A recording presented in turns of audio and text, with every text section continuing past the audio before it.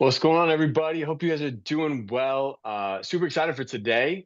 Excited for this unique perspective that we have Seth Walker here.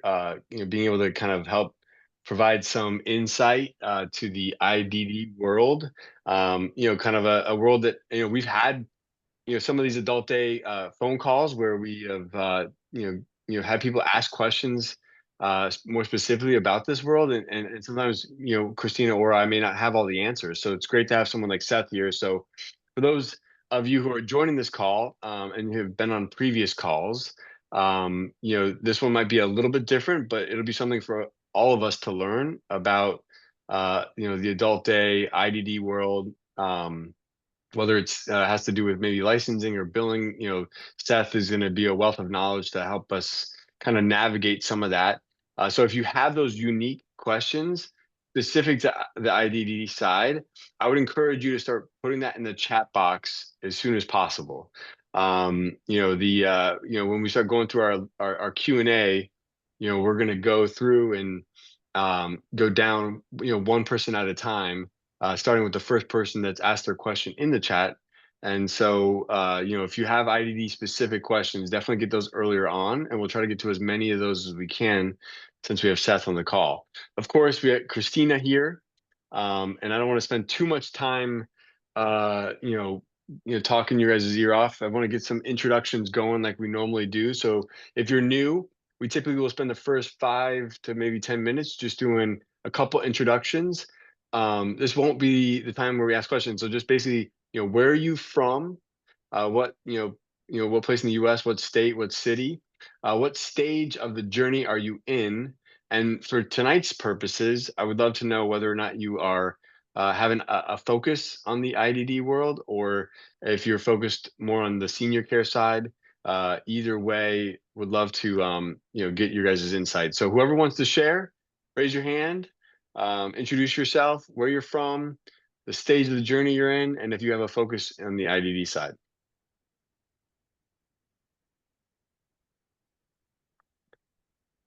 See, it always starts off slow, right, Christina? Everyone, It does. It does. everyone's like shy in the beginning. They're like, I'm Hi. not. Hello. All Can right, you hear all me? right.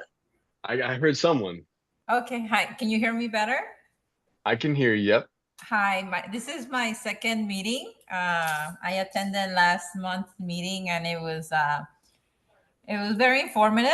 Getting hearing from a lot of people from all over the country and the world. Right?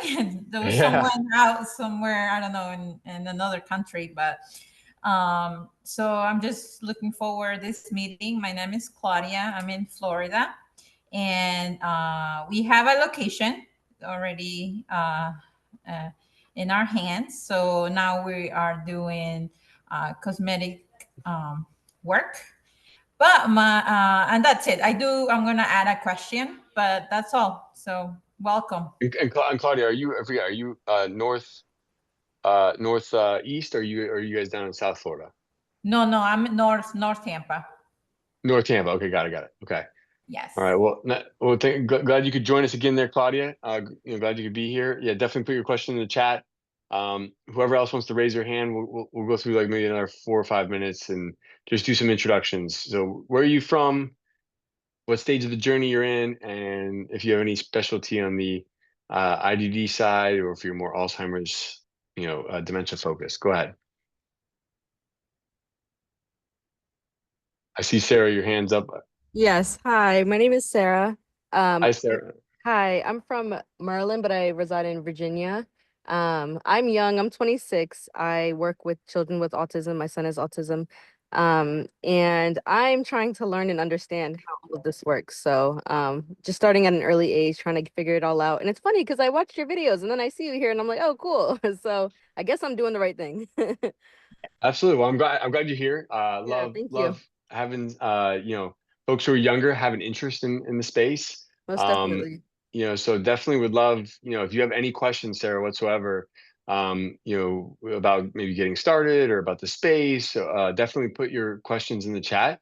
Having an expert here like Seth is fantastic, especially for, if there's a focus kind of, maybe on the younger adult side of things too. Most So, definitely. all Thank right. you. Well, thanks for being here, Sarah. Appreciate you. If Hi. someone. Oh, Hello, hi. how are you? This is good. How are you? This is Jackie. It's my first time on here.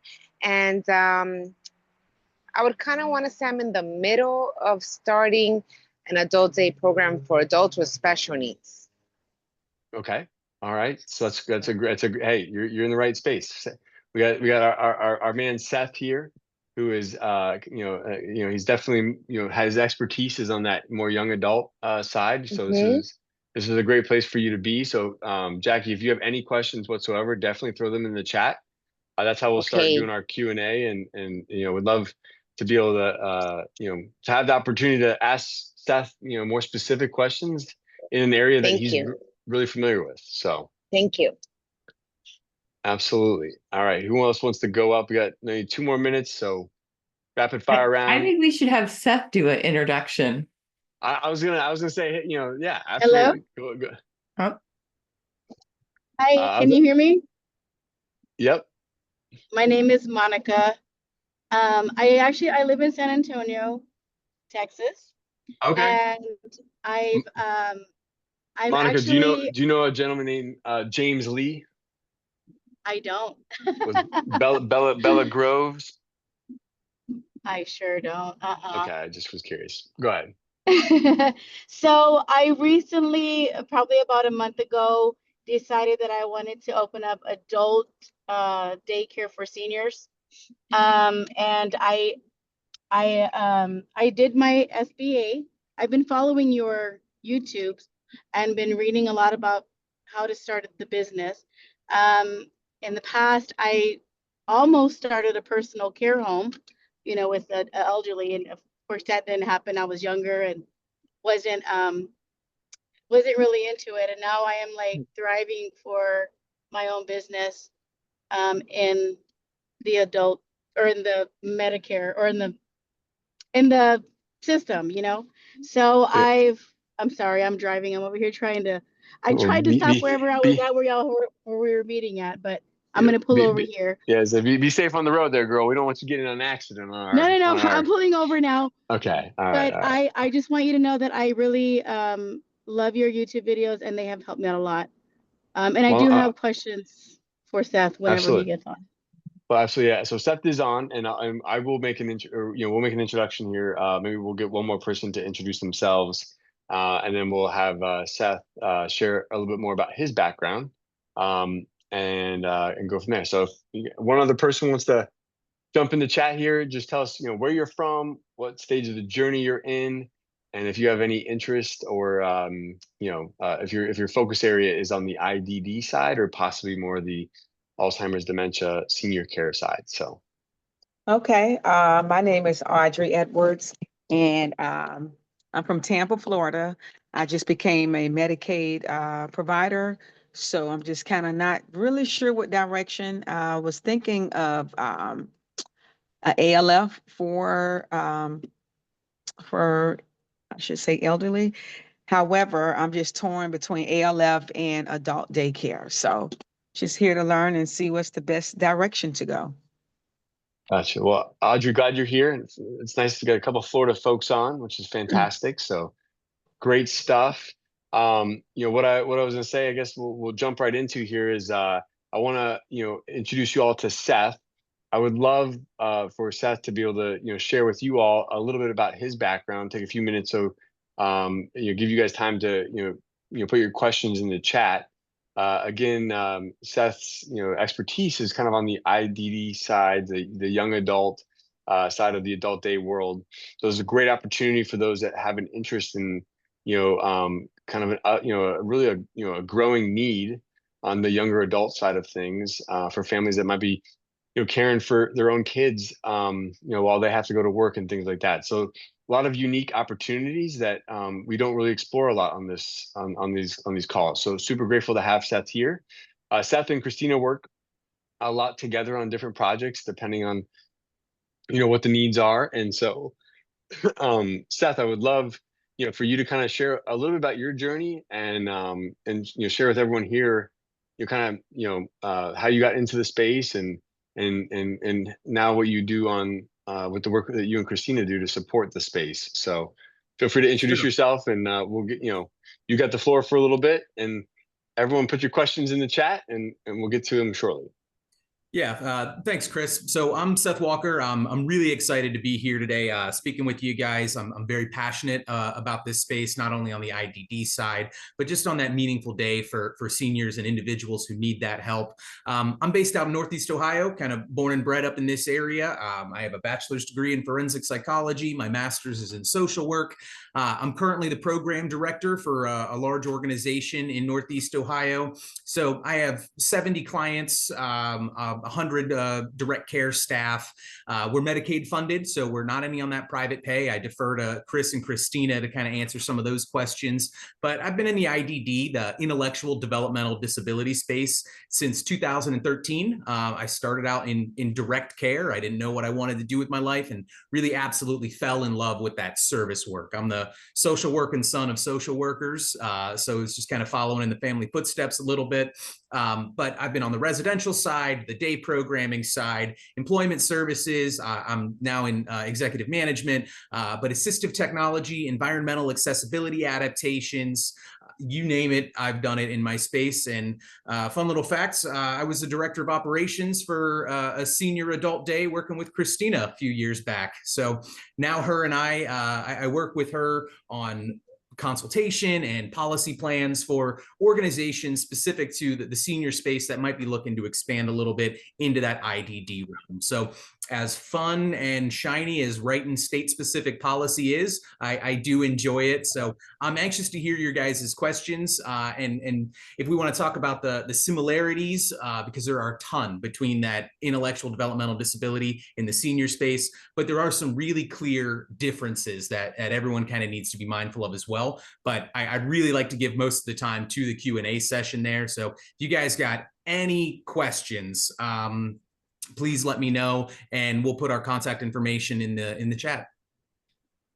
Seth, thank you so much. Thank you for being here. Super excited to have you here, brother. And I know you'll add a ton of value, and so just super grateful that you're here. For those that may be on this call for the first time, Christina, do you want to share real quickly, your background? Sure. Introduce yourself. Yeah, I'm Christina Velasquez, and I have ADS Consult, and Seth and I work together in consulting for adult day across the country. We work in the aging population, which is more my specialty. Seth is in the IDD world as well as aging population. I've probably one of the few consultants that bought a building, renovated it from the ground up, started a program from scratch, not having a lot of experience in adult day, and have fell in love with it. And I've done a lot in the industry just through NADSA and then joining Kris, and that's kind of where we're at today. Oh, Christina, thank you so much for being here, and man, super excited for today. I know a lot of you may have found us through our YouTube channel. I would say that I'm just Adult Day's #1 fan. So I'm literally everyone's biggest cheerleader. I love the world of Adult Day. Started in senior living in 2011 when my wife and I opened up our small little assisted living facility. Eventually, we opened up the Adult Day program in 2017. We have 2 locations now, one in Port Charlotte, one in Sarasota. Went through the process of franchising and have begun the journey of expanding through the franchise model. But Adult Day captured my heart when we opened our center. Watching our members truly just transform before our eyes, I fell in love with Adult Day and have become super passionate about it. So love being able to help others and support each other, and love the fact that we have people like Christina and Seth here today to help guide and answer questions and be a huge resource to everyone on the call. So it's a great time for you guys to get answers to your questions. So that being said, we'll go ahead and get into the Q&A section here. So I believe, and correct me if I'm wrong, Christina, because I know Christina works the chat box like no other. I'm trying here.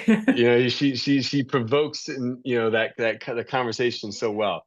But I'm just looking on the main one here. Does it look like is it Claudia?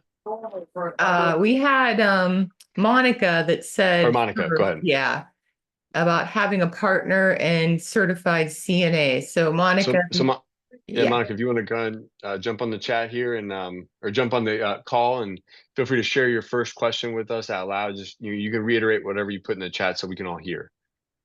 Hi. Okay. So my first question was, do you suggest having a partner? I have a friend in mind that, she knows Medicare and Medicaid so well. I mean, she's like a biller, and I don't know, I'm not too familiar with that. Although I've been in the medical field all my life. So I worked with dementia, everything forever. And right now I'm a manager and like I guess you could call it a CNA manager. And I go to Austin and San Antonio. So my thing is, do you recommend having a partner, or should I just do it on my own?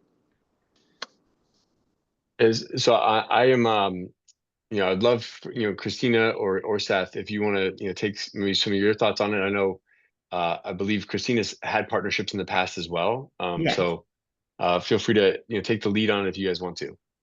Well, I'll jump in here because I talk about this when I do my how to open an adult day for NADSA, which for those of you that do not know, NADSA is the National Adult Day Association, or Day Services Association. So you can definitely have a partner, but if you're going to have a partner, think about having a partner as a marriage, right? So you go into it, you're all in love, right? And then, the honeymoon's over and the things that you loved about that person might start annoying you. And you decide maybe, you don't want to be partners with that person anymore. You need to have very clear, it's an operational agreement that spells out whose role is what within the organization and how to exit that plan. So sort of like a prenup. So, it's great if you guys balance each other out. So partnerships can be great things, but if you want to be the boss and in control, then, maybe do it on your own. Right. Okay. Then I guess another question was, do y'all hire certified nursing assistants or just people that are experienced?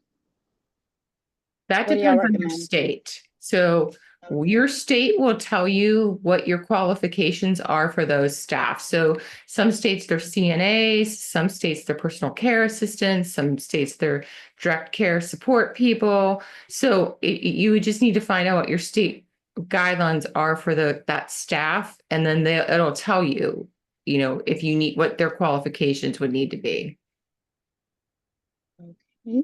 And then I would say each state being different, Monica, too. I mean, I know in Florida, home health aides are kind of a loose term here in Florida as far as the certification for it. And then the CNA, CNA. What's nice about CNAs typically is they're already coming, at least in Florida, with a level 2 background check. They typically will already have a CPR certification as well as their TB test done. And these are certain qualifications that are needed to work in this environment. So sometimes the CNA comes with a lot of the things that are already required of someone, whereas maybe a home health aide or a caregiver that is acquiring those skills, there might be a little bit more of an onboarding process to get them onboarded. Typically, there might be a small pay differential too between a caregiver home health aide versus, say, a CNA.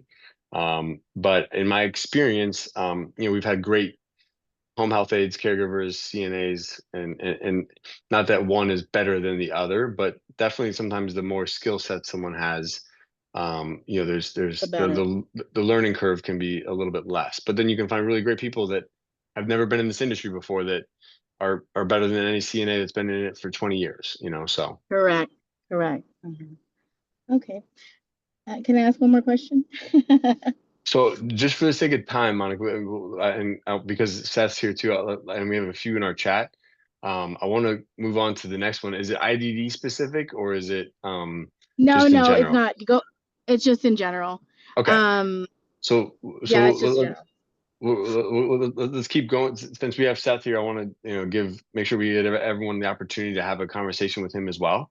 And then we can always circle back to you towards the end of the call, Monica. So. Yeah. And okay, I'll put it on the chat. And I was going to say, put it in the chat. Yeah. And Christina, sometimes she's like secretly answering people in the chat while we're talking. So. And a lot of people are helping as well. So we got Thank you, Christine. Yeah.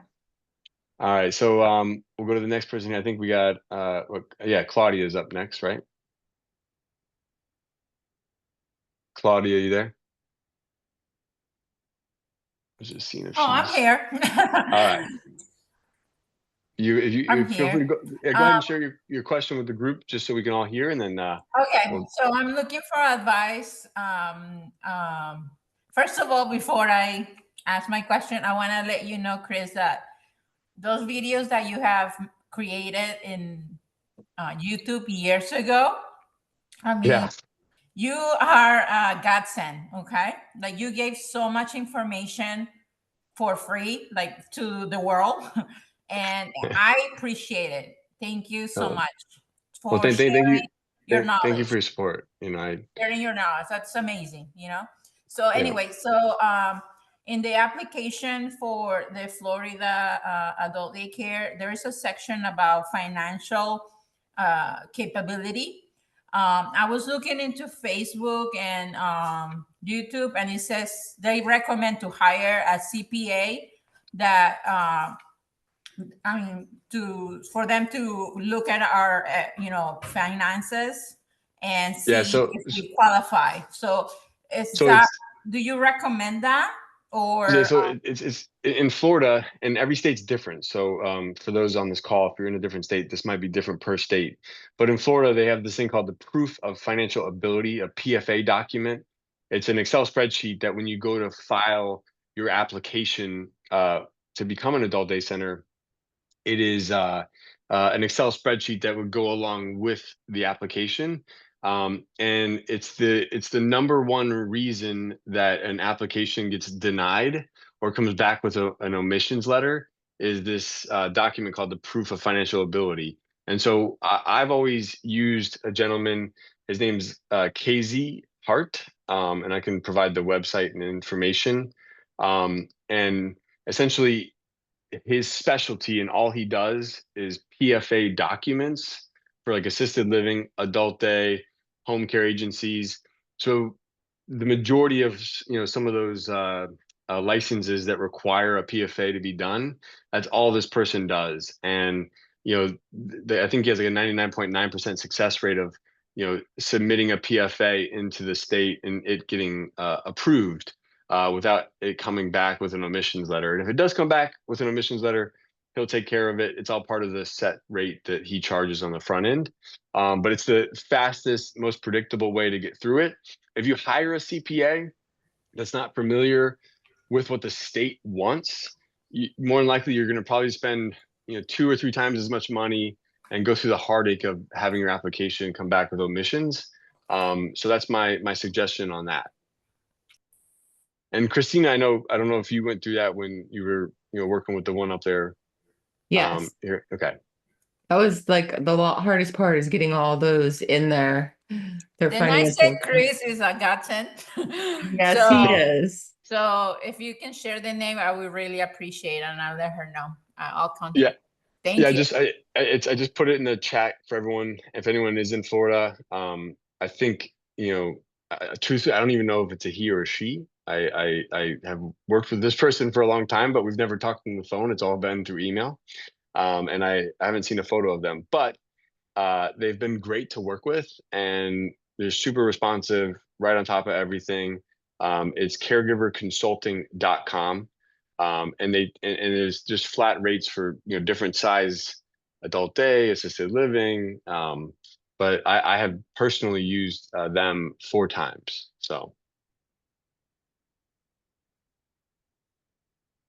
all right, we'll go to the next question. I believe Sarah.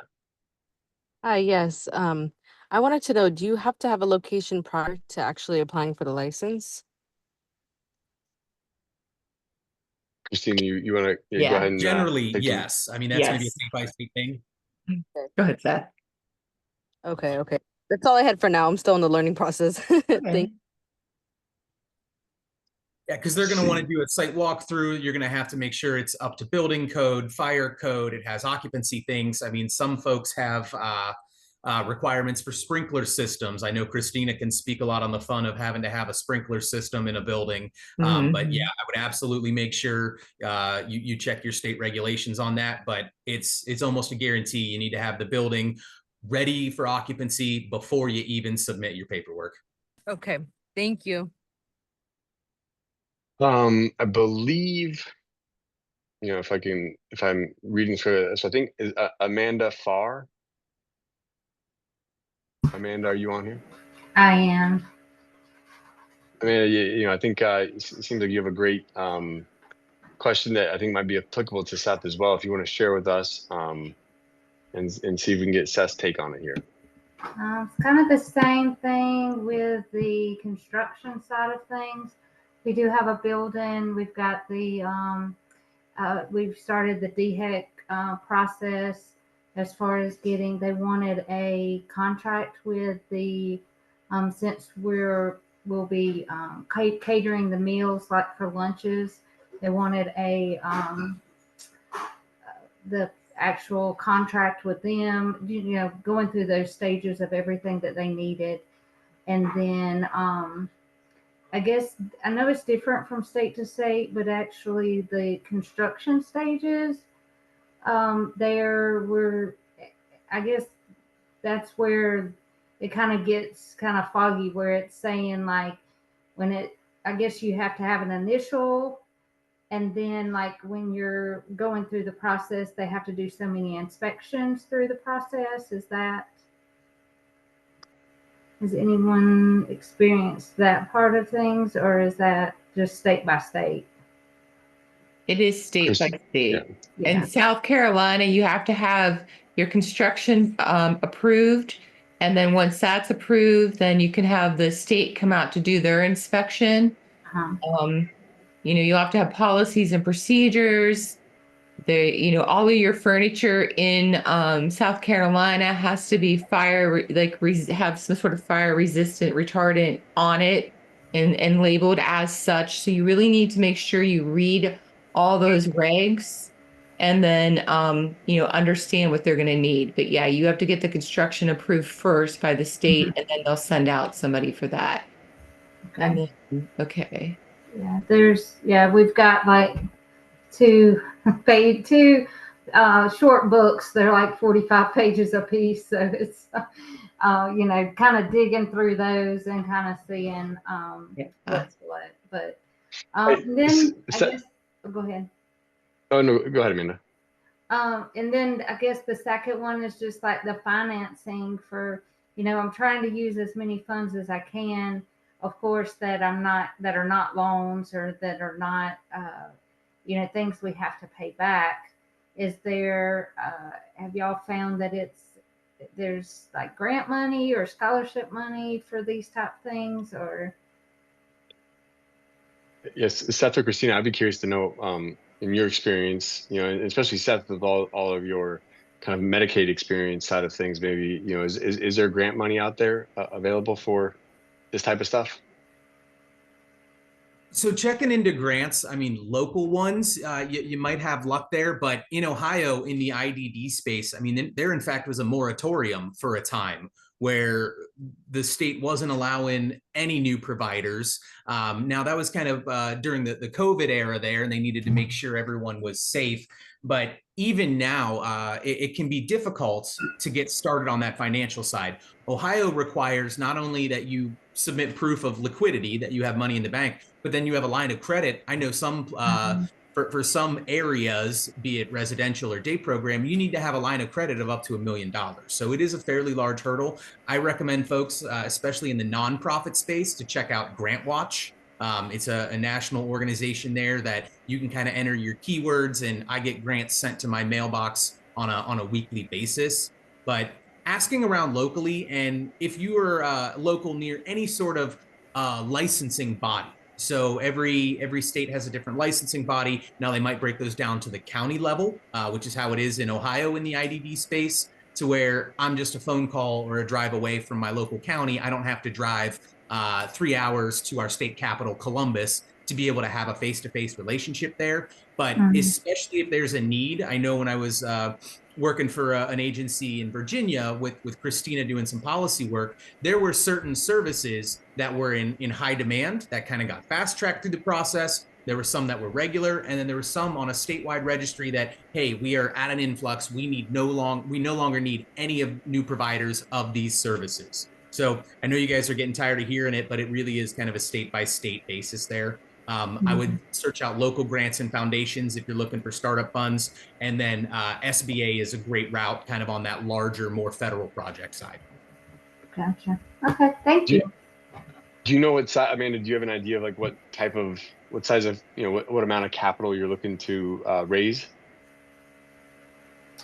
Well, since we already have our building, it's more of construction side of things. So, anywhere from 50 to 60,000 currently.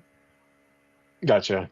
Yeah, I mean, honestly, for like the SBA loan may not be a bad route. I mean, the like the one potential downside to it sometimes is the SBA 7A is tied to the prime rate, so it's the Fed's funds rate. So typically it's like it'll be like 2 to 2.5% above prime.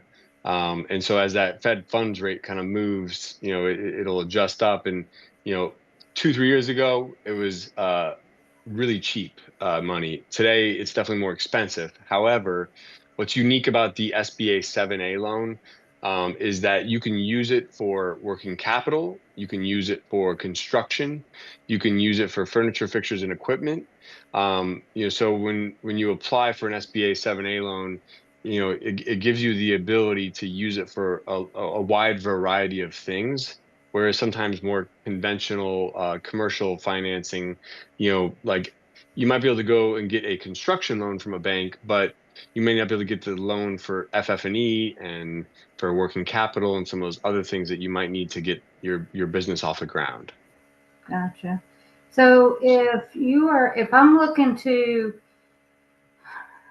and I guess this may be a banker side of things, but if I'm looking to do like more of things on my own instead of like, my husband does electrical work. If I have an HVAC guy, do you have to say that's what I'm using this for, or not necessarily for like a construction loan if they're saying for construction?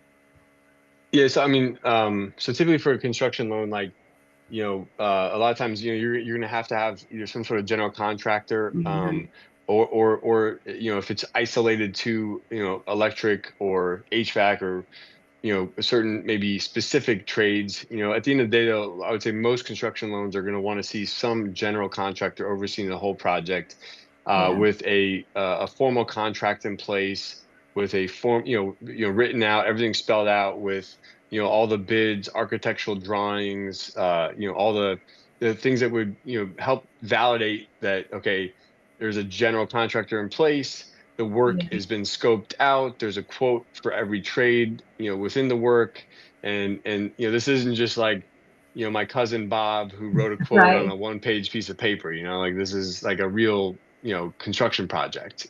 So like I know, like when we, for instance, like when we went through our big build here in Sarasota, we couldn't even get our SBA loan to buy the building we were going into without first having architectural drawings. But we couldn't get those architectural drawings completed before buying we had to buy the building first.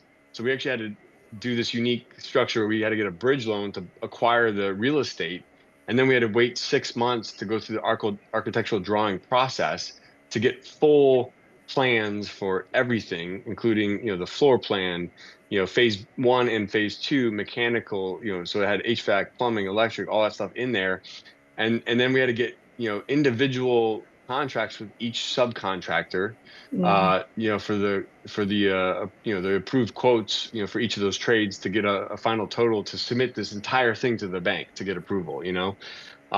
So getting construction loans, whether through traditional commercial means, they're less invasive and probably a little less time is required, as opposed to going the SBA route.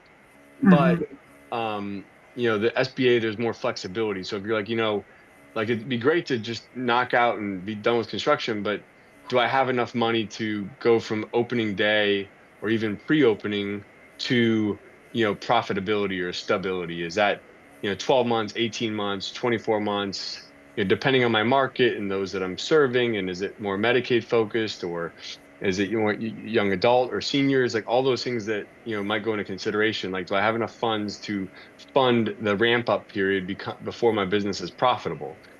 Sometimes having the security of having a pile of cash that can be set aside for working capital, enough for construction, and then enough for buying all the furniture, fixtures, and equipment, because we always underestimate, and so whatever you think it's going to cost, I always say either times it by two if you're very conservative, times it by three, and more than likely, you're going to be somewhere between like 2 to 3 times whatever you thought it was going to cost. Right. Right. Okay. Thank you. So, yeah, I would love to. Is there anyone that just has a dying, burning question on the IDD, intellectual and developmental disability side, whether that is funding, whether that is I do. operations? Yes, I do. My question is to Seth. My name is Jane, and I'm in Georgia. And I know to serve the IDD community in Georgia, you have to have, the requirements are different for regular adult day programs. I don't know if it's the same same in Ohio, but I know in Georgia it's like almost like literally a year process of being uh, actually allowed to serve that community. The process is long. You take their webinar, then you wait around for the approval, and then the building part of it is not, they're not into that. If the building does exist, you just give them the drawings, whatever you have for them, and then they'll send their own person. But you have to have served that community for a year. You can't even transport them to regular places. You have to be approved and qualified through the IDD in Georgia. So I don't know if Seth knows anything or any workaround, or Yeah, does he and have workarounds, not the word I would use though, but I can give you the yeah, explanation for why that is. I mean, yeah. it is in the top 4 most victimized populations in the United States. A full quarter of individuals in the U.S. with intellectual developmental disabilities have had some sort of abuse, neglect, or exploitation. Those are just the ones that are reported. So they want to have that demonstrable ability first. It is more difficult than starting a daycare for children or an adult day for seniors. Now, in a lot of states, I know Ohio and a couple of others that I've researched. I haven't researched Georgia, so I don't want to speak to that. But that experience can kind of be made up from different areas. If you can prove that you have experience or familiarity in providing care in kind of a like center, doesn't mean you have to be a full-time employee from January 1st, 2025 to December 31st, 2025. You can kind of draw those from different areas. And a lot of times that just needs to be a director who was in those fields there. But yeah, to be an owner operator, a director, they do require experience having served this population before. That's not uncommon. Yeah, I mean, they don't even want experience from another place. Experience that you personally have built Medicaid, not working for somebody else. You personally, the person on the application form. That's how tough it is in Georgia. Yeah. Yeah, I can only give you kind of the explanation of why I think that is, but Yeah. You're right. probably because I mean it's the unfortunate reality in this entire space, seniors, children, and individuals. That service field is sometimes those bad providers really create undue burden for the rest of us trying to do good out here. Yeah. Unfortunately, yeah. All right, thank you. I mean, it's always good to know what other states are doing for expansion. Who knows? Yeah, thank you, though. Well, Jane, And I'll thank. state like I said with the last question, I mean, try to reach out. I mean, not to the state level of how to get licensed and how to get started, but start distilling that downwards and making those local connections. Yeah. If there's local representative or branch of, however, Georgia's Department of Social Services, mine is at a cabinet level in Ohio, so it reports directly to the governor under the Department of Developmental Disabilities. If there is that, find that closest local one and set an appointment and go meet them in person. Have that organic relationship, and they're really going to be able to find opportunities for you. All right. Thank you, Seth. That was good.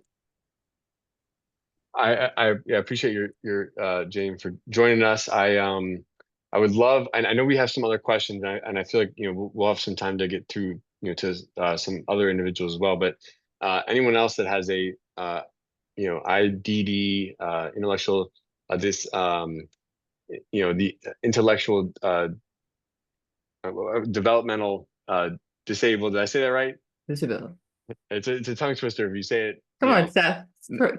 Tell them the right. Intellectual developmental disability. Yep, you got it. Intellectual developmental disability. That's why I'm using IDD, because I can roll that off my tongue faster. But long story short, if anyone has a question more specific to that space, definitely feel free to just chime in right now, because I want to give you the opportunity to ask your questions to Seth. So I have a question, okay. Jackie. All right, Jackie. How are you? Go ahead. Good. So I have the reason where I started all of this is because I too have a special needs child, and she's now aging out, and she's 22. And as far as me visiting different facilities, I didn't find one that was up to par, and that's kind of my little history behind everything. So I'm in the process of starting everything. I'm going towards the right path. The next is find the location, etc. And my question is where I feel a little bit stuck, I guess you could say, is being that they're adults with special needs, they require certain activities and so on. And where my fear lies is to not having them bored, and if there's any resources as to find out how to establish a daily activity schedule or something like that. That's where I'm kind of lost. And I know that could be geared towards IDD and also elderly, just having a daily activity plan for them. So, with IDD, their attention span is quicker, they get bored, they want to move on to the next thing. And so I want to make sure that I have them fully engaged with activities all day, and I'm just lost in that part of it. So you're already doing your due diligence by going to personally visit a lot of these things and asking those right questions. Typically, the spaces are broken down into 3 different ways, and that is either we're doing ADS, adult day support. We're doing vocational habilitation, which is more of that job readiness, that community integration, that exploration piece, or we're providing a combination of both. My organization provides both. We love being out in the community. We love integrating in that space. But some folks are more tailored just towards that. Hey, we've got those lower acuity people where they're on 1 to 6 and it's recliner time. And that's that traditional workshop model that I don't particularly care for. I'll be able to drop in the chat here a great resource that's specifically for the IDD space. It's a company called Kibu, and what they do, and you can do this as a parent, you can get this added to their Medicaid waiver.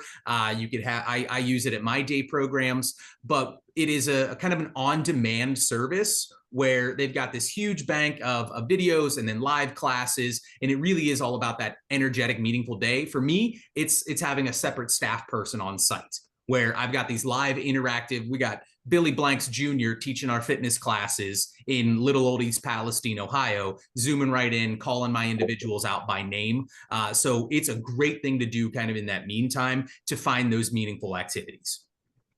Perfect. Thank you. Do we have Mickey? Can you share that website, Kibu? I just dropped it in the chat for y'all. Thank you. Appreciate it. Tell them Seth sent you. All right. Hey, Kris, we have a Mickey, is it Dowdy, that had a question. I can read it. I don't know, Mickey, if you're on, if you want to hop on. Can you all hear me? Yeah. Oh, hi. It's actually Jody Young from the Virginia home. I don't know how my Zoom defaulted to my coworker, but Hi, Hi, All Jody. right. hi, Seth and Christina. Okay. It's Hey. Jody. Good to talk with you Okay. again, Jody. I don't know. Hi, Jody. Hi. Jody's That was, incognito. yeah. I'm trying to turn my camera on. You know me and my skills here, but I can't turn it on. I'm sorry. But as long as you can hear me. I had a question about, the more we talk about opening our center, so that the other people on the call know we're designing a center that's connected to a long-term care facility that's been in operation for over 100 years, and the adult day center will be brand new for us. We're really excited. Our intention was to serve younger adults with physical disabilities, but now we're finding that the need in the area is for a mix of seniors, young adults with physical disabilities, and adults with IDD. So I'm just wondering what are your biggest challenges for centers you've seen that serves a mix? So it's really all about knowing your individuals, knowing your participants. In the disabled space, Jody, you know as well as I do, but for the benefit of the group here, it is all about that integration piece. It's all about how we fit in with the rest of the fabric of society. Now, you're going to have the same challenges just in a specific diagnoses group of this person's kicking a fuss. They're distracting the rest of the group here. Our seniors might not be up to going to play 7 rounds of Wii tennis right now. So I would say having maybe different groups that have kind of different focuses, even if that's a different area or a partition or staggering times for arrival there. But I'm a big believer, and we integrate the individuals I serve with our local assisted living facilities. It benefits both populations. The seniors may be able to feel like they're giving back and they're still contributing something while they're there at a meaningful adult day. And our individuals are learning how to interact with different types of folks there. So I see more benefits than challenges. The challenges I see are serving any more than 3 people at a time. We're going to have a disagreement or someone's going to be bothering someone at some point. So having staff that know their participants, maybe having enough space and enough areas to where we're not kind of all lumped in the same melting pot, but that integration is so much more of a benefit than it is a deficit. Yeah, I almost it's interesting, Seth. We've always kind of like we haven't been as like maybe equal, or like it hasn't been like a 70-30 split or a 50-50, or but I feel like over the years we've always had a younger adult come to us with some form of disability that is part of our program. And I think the one thing I've learned over the years is like there's definitely we have live music every day, but the taste in music is very different from our our younger member versus our typical senior who we're serving.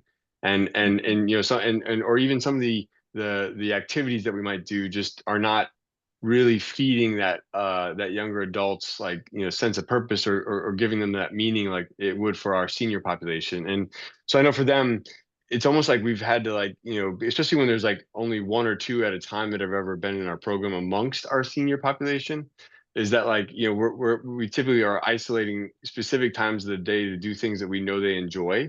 But I think if I were thinking like of how could you integrate this better in my mind, and I'm sure obviously Seth, you probably have seen some of the stuff where it's like you having those separate spaces where you're kind of like simultaneously running maybe separate programs, but being able to come together for purposeful integration, that like where like both our younger adults and our seniors are actually coming together with each other for an intentional activity or a program for a certain period of time that was designed to get both parties involved in it, that they both can enjoy, and then them going maybe back to their normal programming that would feed each of their own desires and wishes, and maybe age appropriate. Absolutely. Is this allowed in Florida? Can an adult daycare have IDD participants? Yeah, like we've served both. So it's just that like the biggest thing I would say that like is that when you think about your marketing, and the way in which you're attracting people to your adult day center, I think your messaging is probably going to be one way or the other in most cases. So in our case, like our messaging is more highly senior dementia, Alzheimer's, Parkinson's, focused, where we're taking, we're giving that caregiver a break, and they're typically caring for a senior. So as a result of that, we're not attracting as many young adults, but we occasionally are serving both. But Seth, I don't know if you have any ideas for maybe. Yeah, it really comes down to knowing your participants. To borrow from the parable, sometimes we can't leave the 99 to chase the one, right?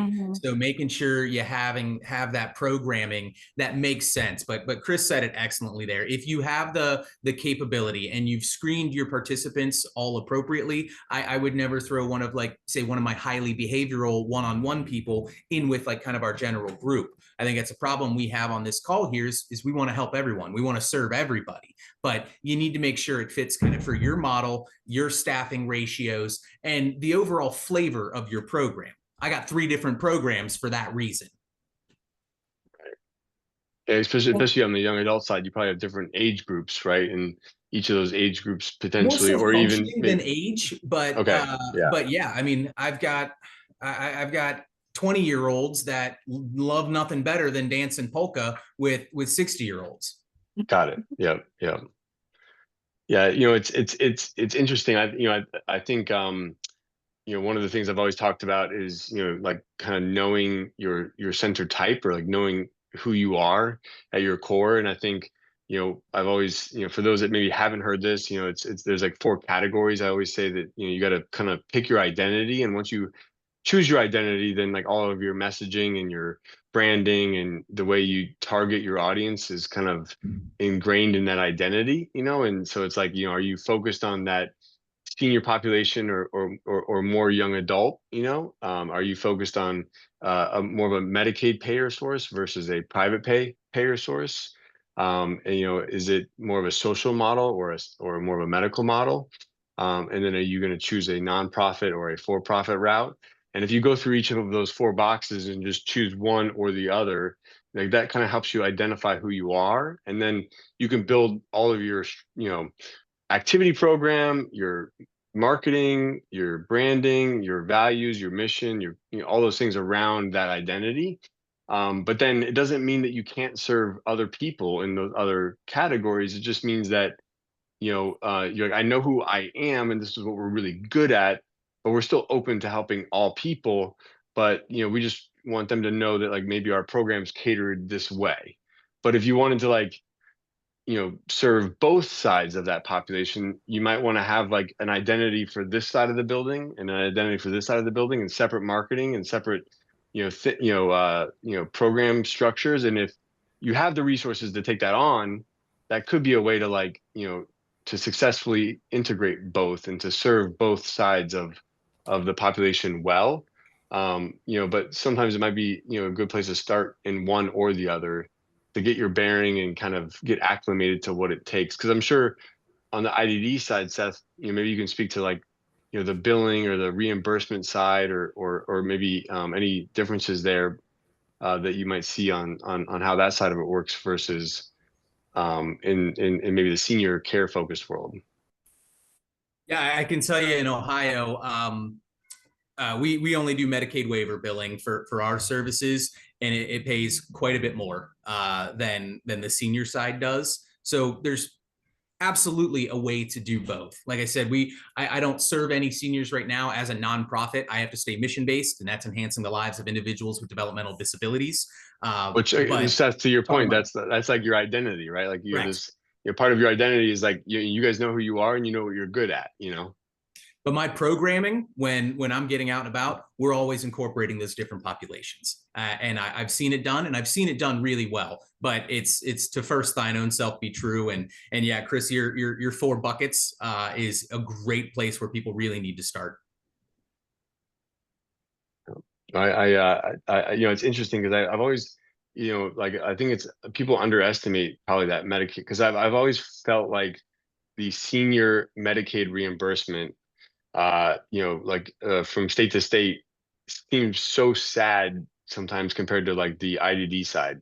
It's like the fact that the state of Texas has a reimbursement rate in the $30 per day mark just blows my mind. That like how can you expect to provide breakfast, lunch, and afternoon snack transportation to and from, care activities, personal care, assistance to the restroom, all that stuff for $30 a day. Like and so, I don't know if you, on your side, Seth, can you provide a general idea of, like, is IDD similar state to state? Is it wildly different?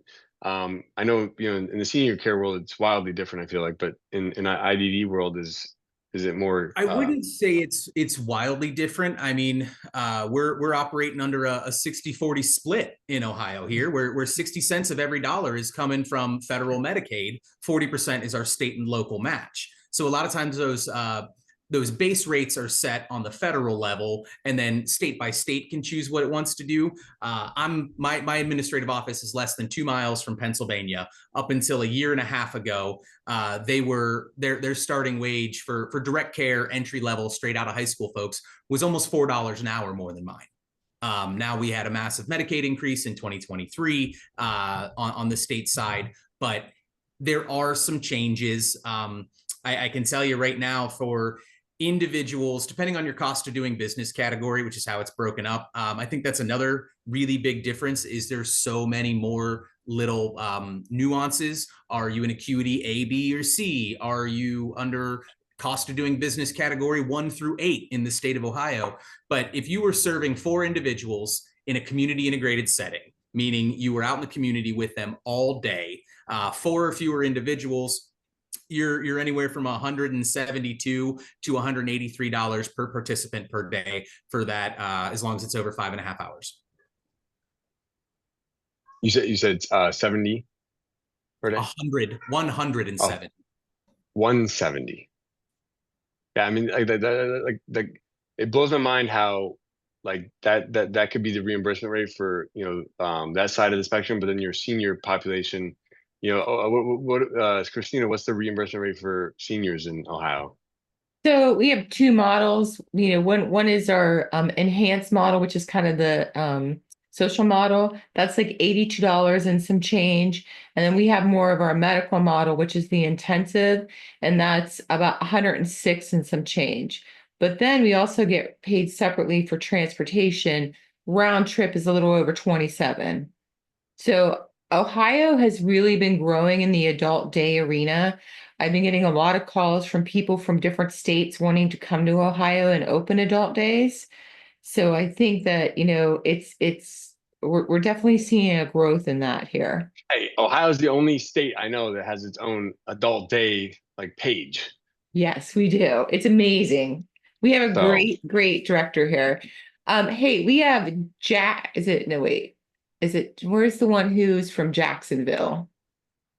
They wanted to know, let's see. Oh, Andrea and Tony.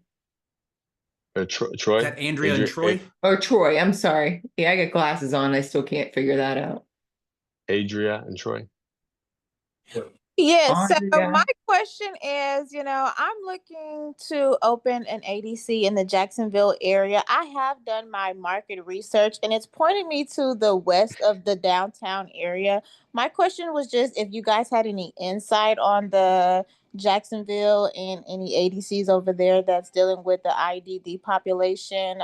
If you guys know of any need that is over there. So, are you familiar with, like, ways in which to do a market analysis report on that IDD side of things? Right. And like I said, with the market research, I did find that there was a underserved need for IDD adult day centers on the west of the downtown Jacksonville area. So I've already kind of got the confirmation that there is a need there. I just wanted to know if you guys had any insight about that.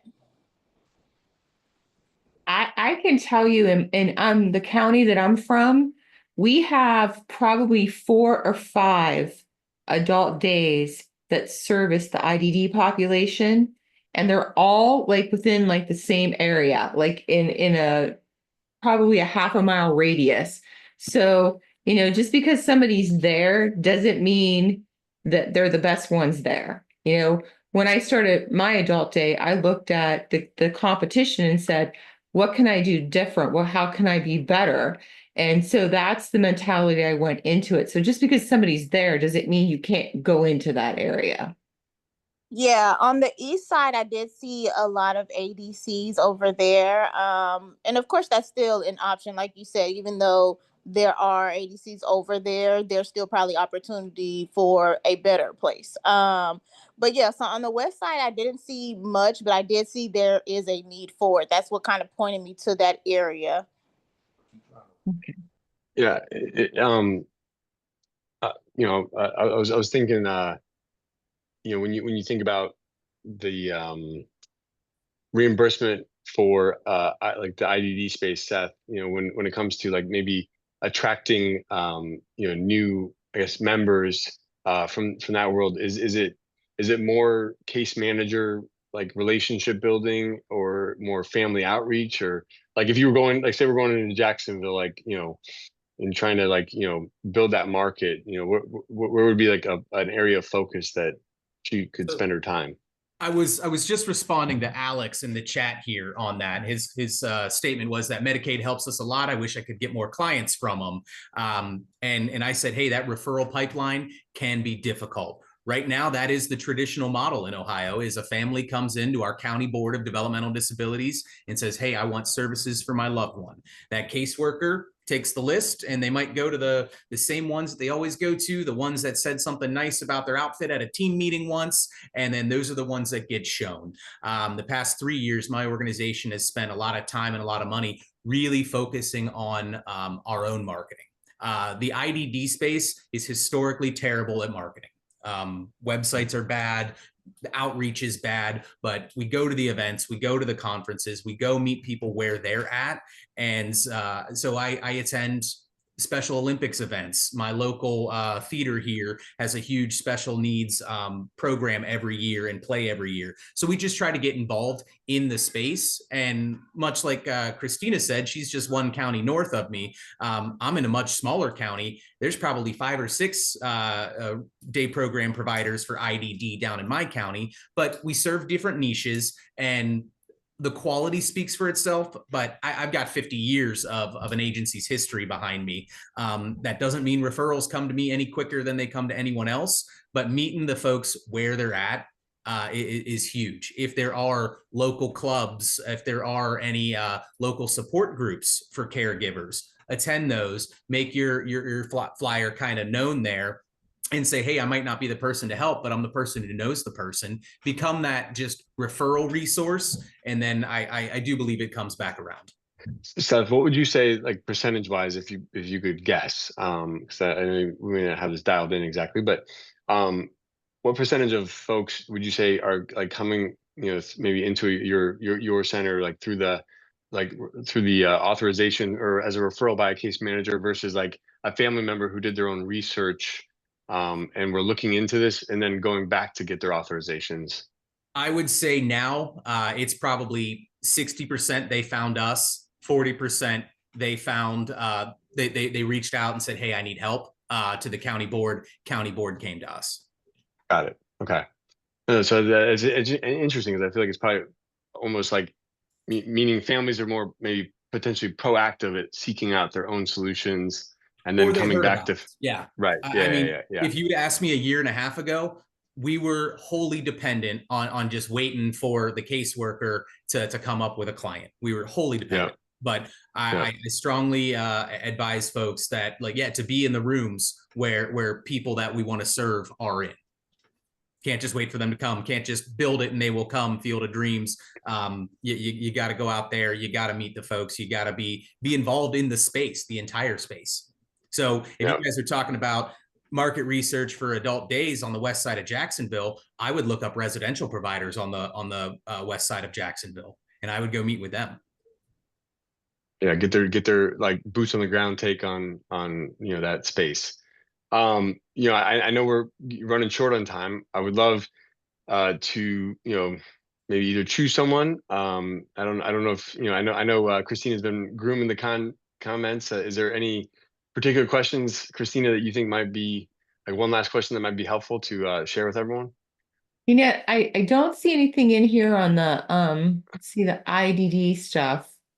So Let me look through here.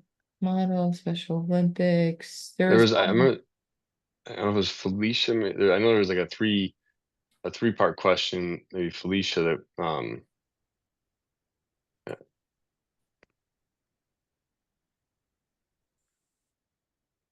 might have some kind of common stuff that everyone might be able to benefit from. I don't know if maybe Felicia, are you on the call? Yes. Hi. Oh, hey, how are you? I'm good. How are you? I think we got two. Are there two Felicias? Yes. Gotcha. Oh Okay, man, I think I'm the one with the three-part we're question. gonna have to do a coin flip. We should say, which one of you have the IDD question? Yeah. Is it, do either one of you have a more specific question for IDD? So my question. Daycare? Oh God. Go ahead. You go first. Okay, sorry. Mine was the one, I know you're talking about the three-part, and I think on the funding, that one was kind of answered. But I was trying to get a feel of if I was going in the right direction by being by a casino and figuring that I could serve either the people working in the casino or the patrons of it, if that could be a viable location, because otherwise I'm in a super small town. You know, I'd have to like do a little more digging. I would say, sometimes being near certain infrastructure is helpful. In town, especially if you're like on the way to and from a workplace, if you're in between like where everyone goes to work and then where they live and you're kind of on the path of that, or if you're near like the medical community where families are coming to see their doctors and stuff like that. I think there's a lot of elements I know that we look into when we're thinking about a location and centralization being important. I don't know if the casino necessarily is something that I would bank my location on, but without knowing the area and seeing what other infrastructure is in the area, like it's hard for me to really like comment on it too much, because obviously if there's a casino in town, there's going to be a lot of families traveling to and from that casino and back, and there may be an area that makes sense, but being next door to one necessarily, I don't know. Any thoughts on it, Christina or Seth? From the IDD side, I see it more as just an employee kind of basis there. I'm a big believer that everyone is 5 or 6 degrees of separation from someone with a disability. So the amount of employees that are at that casino would be great to be able to, hey, this is an adult day that I pass every single day. My loved ones at home, and I think that's the same thing with the senior side. Everyone is just a couple degrees away from mom and dad who need that assistance during the day. So that's the angle I kind of see on it. So in your world, when you think about the percentage of the population, like as far as like the need for developmental disabilities, like is there a growth trajectory or any sort of metrics? Like how we in the senior population, we're like it's growing 3 times the next X number of years, and you can kind of predict that out. Like in your world, so there was an explosion in the 90s when we really got better at early intervention. And when she said small town, I started kind of getting my thoughts going there as well. I serve in a rural Appalachian area, and we saw a big increase, but I still have individuals that were never on formalized services, that mom and dad took care of them their entire lives. They never graduated high school, and then they were just at home with mom and dad until one or both of them died, and they have no waiver, no medical history, no background. They were just kind of kept. We have that little Midwestern, almost Southern, bless their heart, we take care of our own mentality. So we saw a better rise there with better early intervention items in schools, better diagnoses. Schools are another great place for referrals, is talking to we call them educational service centers, but any of those guidance counselors that identify those kiddos there. You can be in a high school program up to the age of 22, another great place to start there. But as far as the population, I don't have that data right in front of me, other than over the past 20, 30 years, massive spike. And now autism is on the tip of everyone's tongue. Well, and that's what I was like, because it's like I feel like the increase in autism, right, compared to like 50 years ago, has increased so much, and then just thinking about all the other layered in, things that might arise, and obviously in a growing population, like it just, I was curious, like to know, like if more and more families are dealing with some sort of like their child that they're raising while they're trying to pursue a career and raise their kids, and if like the need for these services has continued to increase, and Even in and the people not being able to afford to go leave home at 18 and live on their own just because of the cost of living. Sure. I mean, it comes down to that education, advocacy, outreach. The amount of people in my area that we still see, hey, I had no idea these services existed. In Ohio, we have a really, really nice DD system that is still a bureaucratic nightmare, that still has all those roadblocks and those gatekeepers there. So being able to help those moms and dads that don't know where to start in the system and kind of being well versed top to bottom on, hey, I'm not going to just give you the number to the intake caseworker. I'm going to walk you through all the acronyms and all the steps and all the forms. That really helps. But yeah, the diagnoses are up. The access to services, maybe not so much, because someone hits a gatekeeper and they kind of get turned off and say, hey, I can do it on my own. I've been doing it on my own for however long. I'm not sure if that really answered your question there, Kris, but I've seen more people looking for access to services now than at the beginning of my career. Yeah, no, for sure. I think it's important. I know we're running out of time. And the other, because we have two Felicias. Do you guys have a quick question you think we could knock out? No, so my question wasn't about people with disabilities. It's just that I am a case manager for children with disabilities through Sunshine Health, Medicaid. Okay. Right. Okay. So because I am a case manager, I'm also a registered nurse. My question was, and I would be like the director of the location. In order to start, would I be able to start as someone with multiple hats, right? Or titles, in case I wanted to, I'm strictly going to do social, but I would like to add some medical at some point in time. So then my question was, when I start to add some type of medical to it, would I be able to work on the several titles until we kind of get going and then start hiring, if that's what we end up doing? That was my question. I would hazard you to read into it state specifically. In 2015, Ohio passed a rule called the conflict-free case management mandate. Because previous to 2015, our county boards, caseworkers, the folks that access those Medicaid funds could also provide services. We've had a firewall up between that for 10 years now. So there could be, they considered that a conflict, that, hey, these case managers are the ones saying they have X amount of money and here's the services they qualify for. By the way, I own a service provider agency. So check to make sure that that there's not a firewall there, or you're operating in very, very distinct roles at distinct times. But read into your state on that. It always happens to me too.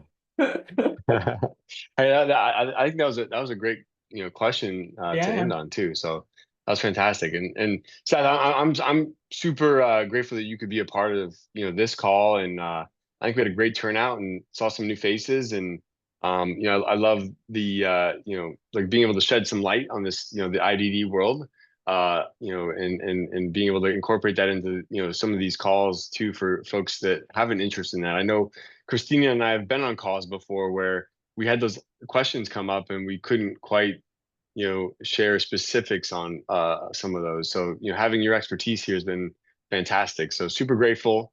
If you guys want to share one last time real quick where people can find both of you guys as far as getting help or information. Okay, so ADS Consult, so it would be www.adsconsult, one word, .biz. You can go on there and book a free 15-minute chat with me. I can go over the consulting features and fees with you. And then if you want to chat specifically with Seth, we can go ahead and set that up as well. And I'll put that in the chat again. Awesome. Yeah, and I think Christina would folks if they wanted to get in touch with Seth, they'd kind of go through you on that side of stuff, or If they're looking to, Yeah. if they're gonna want consulting services from him, yes, that would probably be better. Okay, So, perfect. And Seth does have a full-time job, so I don't think he wants to spend his whole day answering everybody's questions. For sure. Yeah. And for those that don't know, I just finally released my first book, The Great Care Crisis. I don't know if you can see it there. It is available on Amazon. It is about the world. It's about Adult Day. So it's The Great Care Crisis. It's a super short read. It's 45 pages. You can read the whole thing in an hour. But it's about the adult day industry. It's about the future of long-term care and Adult Day's role in that future. So I would encourage anyone, if you are interested in opening your own Adult Day, or if you already own an Adult Day, or if you're in the process of opening your Adult Day, go and grab a copy. It would mean the world to me if you did. It's only $9. I would love for you to if you could just leave us a review, let us know what you think, how the book was. The more the more people that read this book, the more eyes that get on this book, the more people will learn about what Adult Day is. They'll learn about the benefits of Adult Day, and my hope is that someday this book, instead of being a prediction, will become history, and we'll look back, and the contents of this book will have been something that we lived through, and on the backside, Adult Day becomes that leading long-term care solution that so many of us here believe that it is. So you can go to adcpro.com/book and grab a copy there, or if you go into Amazon and just search The Great Care Crisis. But yeah, love for you to get your thoughts on it. But again, it's all about Adult Day. It's my thesis on where I think Adult Day is going. So, and of course, you guys, we do this every month. Is it the second Wednesday of every month from 6:30 to 7:30 Eastern time, and super excited to see you guys next month. Seth, thank you so much again for being here. You're the man. I'm so glad that we had the opportunity to have you be a part of this and to share your expertise. And to everyone that took time out of their day-to-day to be here, thank you guys so much. And I think Christina's put some of her information in the chat. My stuff's in there too. And then we'll make sure, for those that missed it, we'll get this out on YouTube here in the next few days. And if you want to go back and re-listen to something, it'll be there for you guys. So appreciate you guys. Have a wonderful week, and we'll see you guys next time.